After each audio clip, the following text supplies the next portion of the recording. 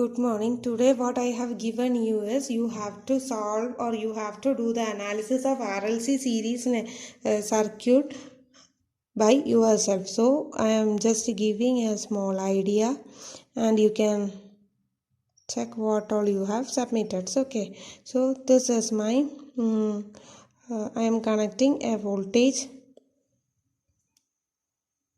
source, that is V of t. That V of t is equal to Vm sin omega t. You people know it. And this is resistance R, inductance L and C, capacitance. And as a result I am applying an alternating voltage and alternating current will flow through the circuit. So what will happen when the current flows through the circuit? When the current flows through the circuit, there will be a voltage drop across VR and similarly a voltage drop across inductor as VL and the voltage drop across the capacitor as VC. So my total applied voltage will be equal to the resultant of VR, VL and VC. So my voltage, I got my voltage across the resistance as VR. So that is equal to I into R. And if I am drawing the phasor diagram, I have applied a current I and the corresponding voltage across the resistance will be VR. Similarly, I am applying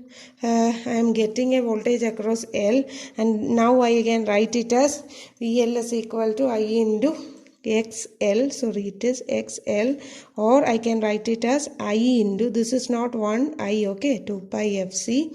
And here if I draw it, then if I am drawing the current here, because why I am taking current as a reference, because the same current flows through all the circuits. I can't take the voltage because voltage values varies but the current is same, so I am taking the current as reference, current I. Then what is the voltage across inductor? It will be VL, voltage will be leading in an inductor. And what happens for VC? That VC is equal to same I into XC or I divided by 2 pi FC. This is I, okay.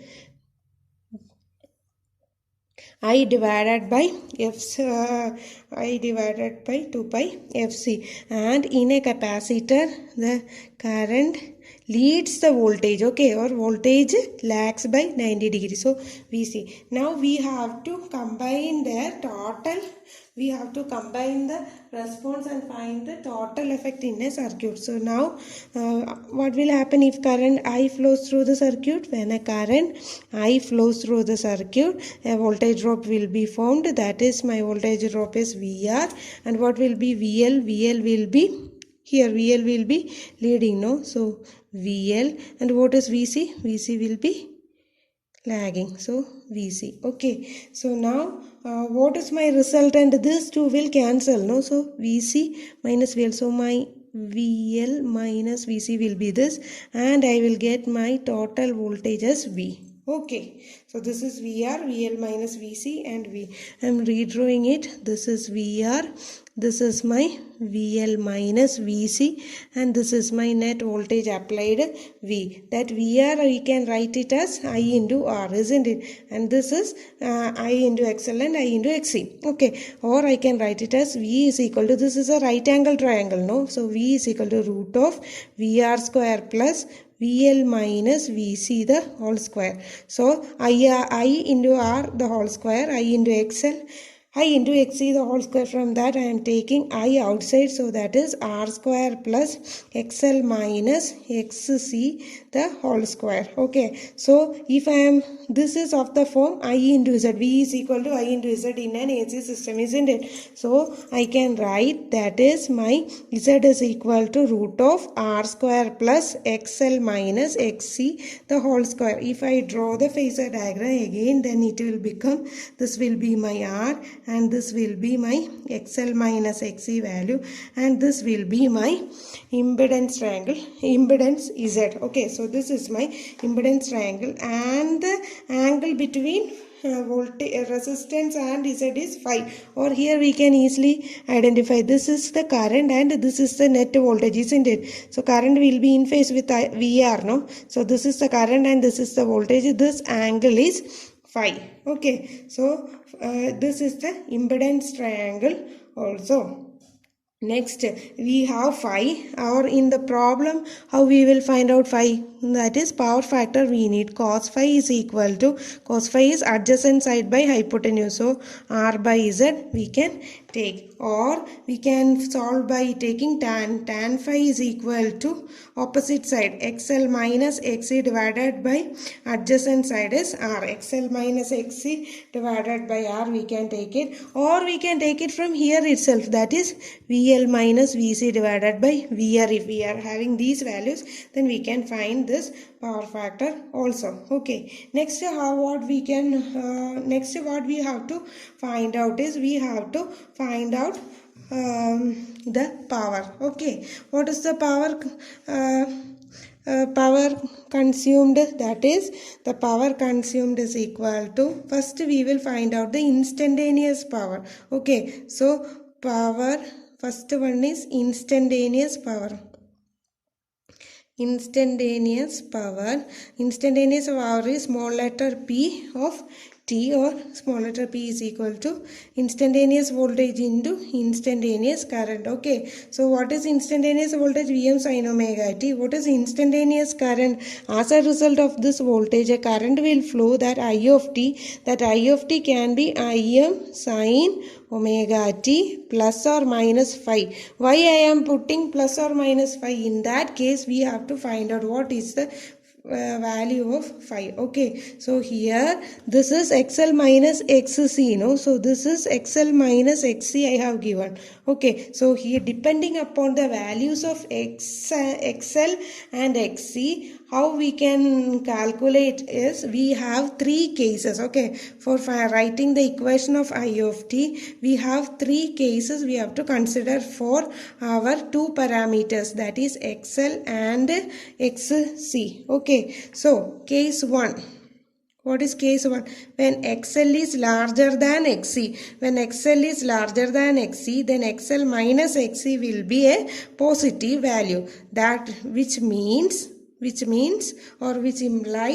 XL minus XC is a positive value, you know. So this phi will be positive. This phi will be positive. Okay, so this is the first equation. Okay, so this phi, when phi is positive, then we can say omega t minus phi, like that we can say. Okay, in next to case 2, when XL is less than XC. When XL is less than XC, XL minus XC will be a negative value. So what will happen for a negative value? Then phi will be negative. How is phi will be negative? That is, instead of this, here I have taken XL larger and XC smaller. Okay, in other words, if I am drawing my resistance R, then this is my XL and this is my XC, isn't it? So XC is larger, means XL minus XC is this value. This value, that is, oh, you cannot see it. I'm sorry. I'm sorry. Okay, so this is my resistance R. This is your XL value or VL value, and this is your XC value. So XC is larger, no? So XL minus XC will be here. So this value, it will be XL minus XC, and so the resultant will be like this, Z value. So this is phi, that is phi is towards the negative direction from the reference. So phi is negative. Okay, so if you are getting a negative for phi value, which means the circuit is capacitive, and if you are getting a phi value as positive, then it means that the circuit is inductive. Okay, then next, what happens when XL is equal to XC? When XL is equal to XC, the circuit will be purely resistive, and at that time our phase angle will be 0 or power factor will be unity. Okay, so depending upon these values, we should write our equation as Im sin omega t plus or minus phi. Depending on that, we have to find out our P of t. Okay, and and so my instantaneous power P of t is equal to V of t into I of t. And in order to find the average power, what is average power? That is the integration of power for one cycle. So average power P is equal to for one cycle, no? So 1 by 2 pi integral 0 to 2 pi then P of t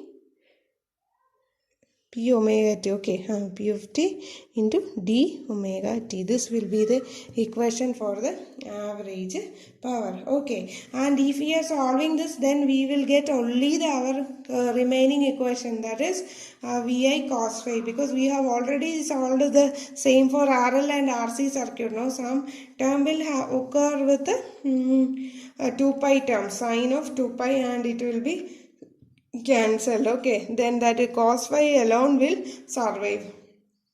Okay, so the final answer will be again Vi cos phi. Okay, so this is the analysis of what? This is the analysis of our RLC series circuit. Okay, if you have any doubt, then ask me.